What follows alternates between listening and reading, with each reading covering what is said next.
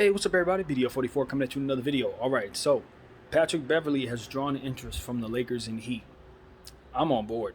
Y'all know I'm on board with bringing in Patrick Beverley. That is something I've already mentioned at the beginning of this offseason when it was understood that he was going to be leaving the Timberwolves, which I still think is completely crazy. I don't know why the Timberwolves don't want him, but they are letting go of a good deal of what made them a playoff team. His culture, the fire that he lit underneath those young fellas. I would have brought him back for another year, or at least a half a season to see how it goes. I know he turned some people off going on ESPN and speaking how he did about certain other players and allowing his personal feelings to kind of control his takes. But I think he's good television for what it's worth. I still think he should be kind of given another opportunity after being kind of schooled on what is best in terms of him being a professional. But the guy himself, I think, is great for TV, and I think he's also great for basketball teams, but especially when there's something to play for. He is a guy who has led multiple teams. Well, led is a phrase that I use loosely, but he's been an intricate part of multiple playoff situations. And you look at guys like P.J. Tucker, Jay Crowder, and things like that, players like that. I don't think Patrick Beverley's too far off in terms of their lane from within his position, the point guard spot. So I look at him as one of the most important defensive players in the game. I really do, as a role player. And I don't poo-poo what he brings to the table from a psychological standpoint. When you look at people like Draymond Green and what they do psychologically to other teams, getting in their heads. Players like Dennis Rodman over the years. I remember guys from back in the day that also specialize in that. Guy like Mac Geiger, who they would send in to try to get under people's skin, and Brad Miller and people like that. Those players hold value because what they do is they annoy. Deshaun Stevenson, for example, in regards to LeBron James and blowing in his ear. That stuff holds value. We can laugh at it. We can exploit it. But when we talk about intangibles that help win a basketball team, win a championship, that is one of the more important ones. That guy who can get in their head and make them think about things other than basketball. That's Patrick Beverley. That's what he'll represent when you put him on your team, in my opinion.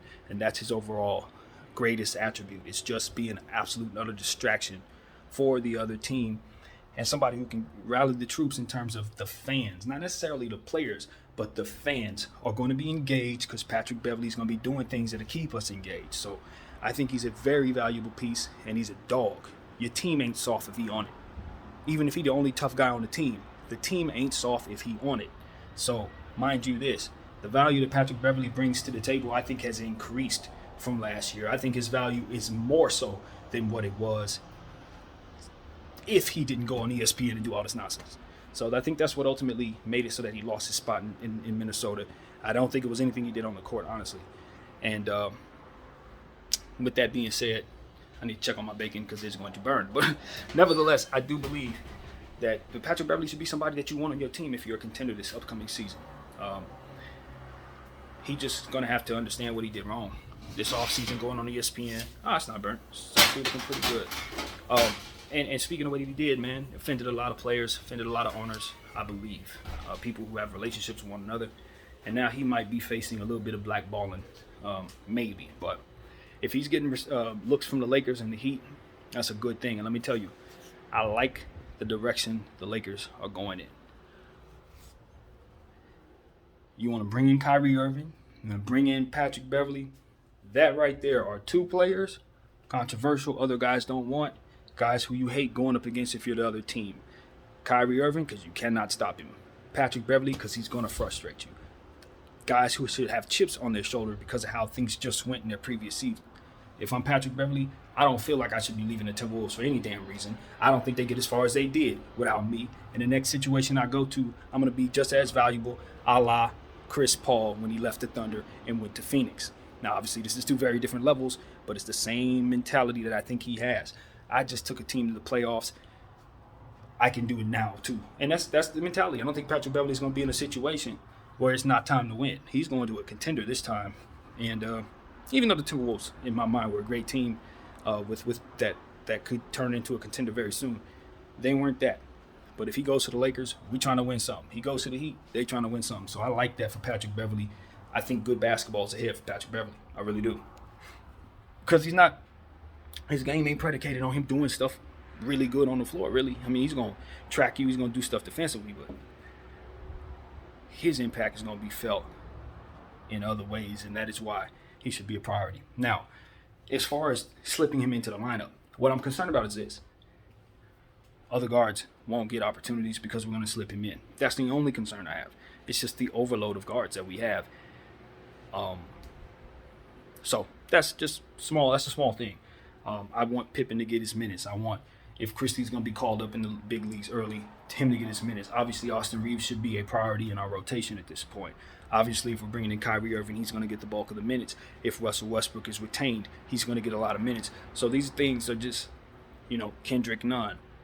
It's a lot of different guards. Walker. So if we're looking at bringing in Patrick Beverly, we got to understand that we're going to be shuffling the lineup around in such a way to where a lot of those guys are going to be sitting probably more than you want them to. So that would be the only concern about bringing in another guard, is that we already have so many. All in all, though, I don't think those guards are quite ready yet. And if you're bringing in Patrick Beverly, there's some chance that you may trade him at the trade deadline to shuffle all that out if it comes down to it. So I think there's no harm in bringing him in and seeing how that rotation goes. And if push come to shove, I'm sure he knows they will prioritize youth as they see fit. So I don't know. It's just up to the coaching staff at that point. But I think Darvin Ham would love having Patrick Beverly on the squad. I really do. Now, if Russell Westbrook's here and Patrick Beverly's still here, I'm not sure that would work. But then again, we're trying our best to get rid of Russell Westbrook. So bringing in Patrick Beverly should be the priority if it's between the two of them. At the end of the day, that's pretty much what I got to say about that. As far as him going to Miami, he goes in and fits the culture. I mean, he's going to come in and work hard. He's going to come in and scream and yell and do things that ultimately provide a sense of edge that's going to complement Jimmy Butler. Now, could they clash in theory? Yes, most definitely. You expect that. But all in all, if they pull it together, they're going to be hellfire to deal with. And the fact of the matter is, when you're losing PJ Tucker, you definitely want to bring in somebody who can give you that element. That's what Patrick Beverly is going to represent.